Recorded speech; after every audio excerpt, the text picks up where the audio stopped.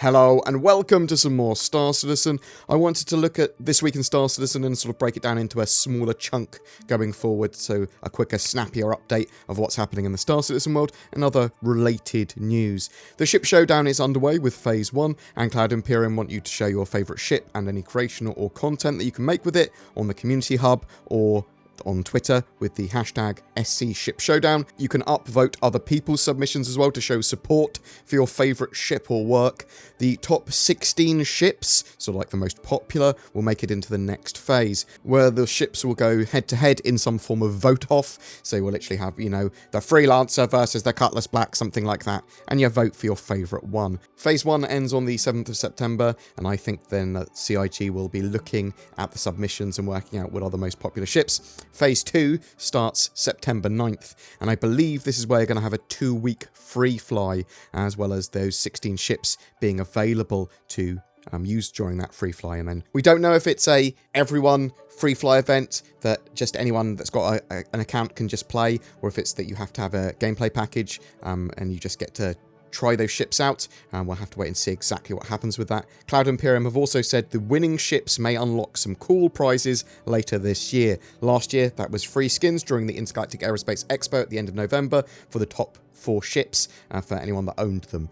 There are some cool entries for sure so far for that Ship Showdown, some very cool works of art and content from creators. Later today, Wednesday, you'll be able to take a peek into the last month's happenings with the Persistent Universe and Squadron 42 monthly reports. That will give us a much needed deeper insight into what's going on with the development of the project at this stage. It is one of our main sources of information for the Persistent Universe, sort of like what's happening with the project, but also pretty much almost our only source for Squadron 42 information at this stage.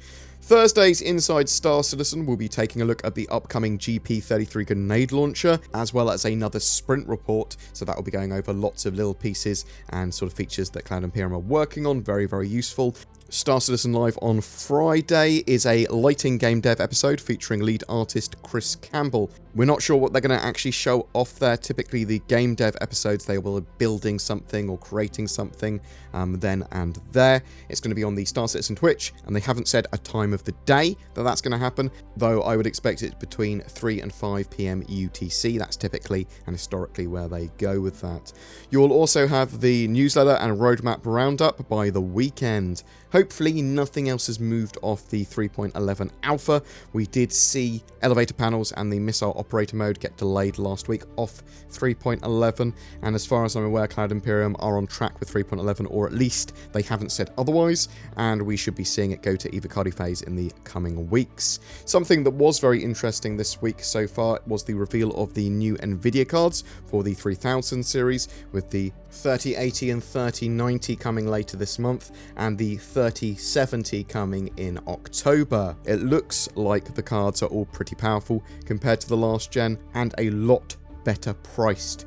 Well, the 3090 isn't, that's around $1,500, and I would expect these prices to translate pretty closely into pounds, although maybe you get like 10% off in pounds, as it were. The 3070 looks like it will suit a huge range of gamers' needs and be a big upgrade for most, at only $500-ish for better than 2080 Ti performance maybe, which is pretty awesome, and though take that with a pinch of salt until we've seen the third-party reviews of how these cards perform and when they're out of Nvidia's hands.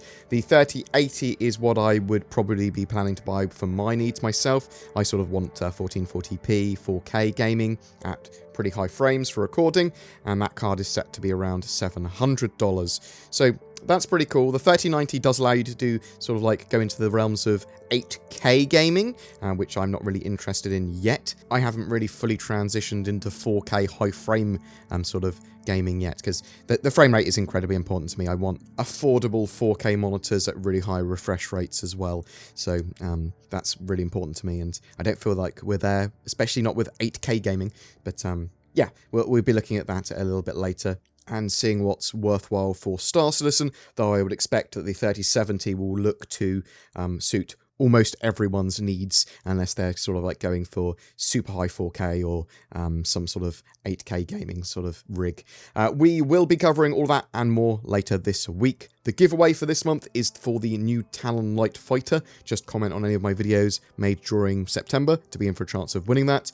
Thanks for watching, and I'll see you in the verse. Oh yes, and like, share, subscribe, do all that sort of jazz. Consider becoming a Patreon or a YouTube member with the join button down below. That gives me money. Also, buy NordVPN. Maybe there's links below if you want a VPN and they're cheap and it's good.